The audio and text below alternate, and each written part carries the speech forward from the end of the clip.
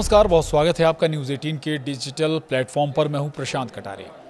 आज एक बार फिर बात करेंगे नेपाल की। नेपाल में सुशीला कार्की ने अंतरिम प्रधानमंत्री के तौर पर शपथ ले ली है, लेकिन अब सुशीला कार्की के घर के बाहर ही क्यों प्रदर्शन हो रहा है, जेन जी के परिवार वाले क्यों धरना दे रहे हैं और क्या डिमांड है उनकी, ये तमाम बातें आज हम आपको अपने इस वीडियो में बताएंगे।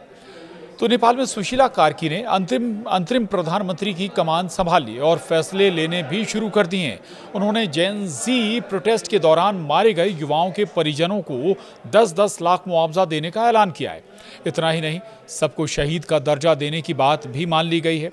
इसके बावजूद जेन जी प्रदर्शनकारियों के परिवार वाले अभी भी खुश नहीं हैं। वे सुशीला कार्की के प्रधानमंत्री आवास के बाहर धरने पर बैठ गए। इतना ही नहीं, उन्होंने अपने बच्चों के शव लेने से भी इनकार कर दिया। नेपाल में हुए प्रदर्शन में मरने वालों की संख्या 72 तक पहुंच गई है और नेपाल के स्वास्थ्य मंत्रालय ने यह भी बताया कि मारे गए कई लोगों के शव अब बरामद किए जा रहे हैं।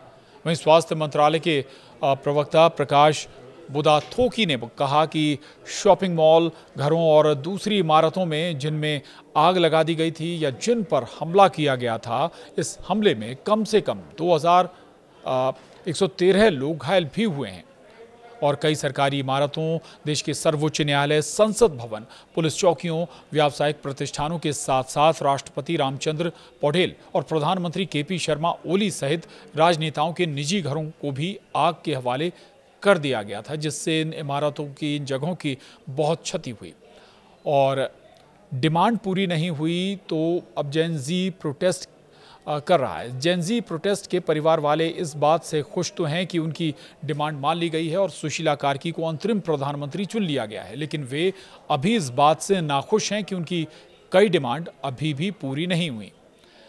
वहीं काठमांडू पोस्ट की एक रिपोर्ट के मुताबिक सुशीला कार्की के घर के बाहर सैकड़ों लोग जमा हैं। उन्होंने साफ कह दिया है कि जब तक उनकी सारी मांगें पूरी नहीं की जाती, तब तक वे अपनों का शव नहीं उठाएंगे और घायलों के परिजनों ने अपने हक की लड़ाई के लिए एक कमेटी भी बनाई है।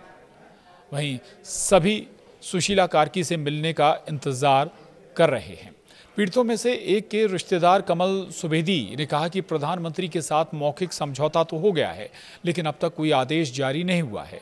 जब तक कोई आदेश जारी नहीं होता, हम यहाँ से नहीं जाने वाले।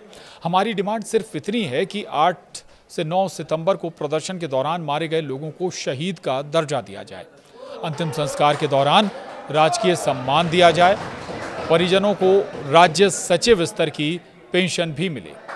और सबसे बड़ी टेंशन ये है कि जो लोग प्रदर्शन में शामिल थे, उन्हें तो ये दर्जा देने में कोई दिक्कत नहीं, लेकिन जिन लोगों की दुकान में आग लगा दी गई और उसमें जो लोग जल गए, उन्हें सरकार क्या देगी, कैसे देगी। जो लोग जेन जी प्रोटेस्टर्स के हमलों का शिकार हुए हैं, उनके खिलाफ अभी भी गुस्सा है। ऐसे में उन्हें कैसे और क्या दिया जा सकता है, ये सवाल बना हुआ है।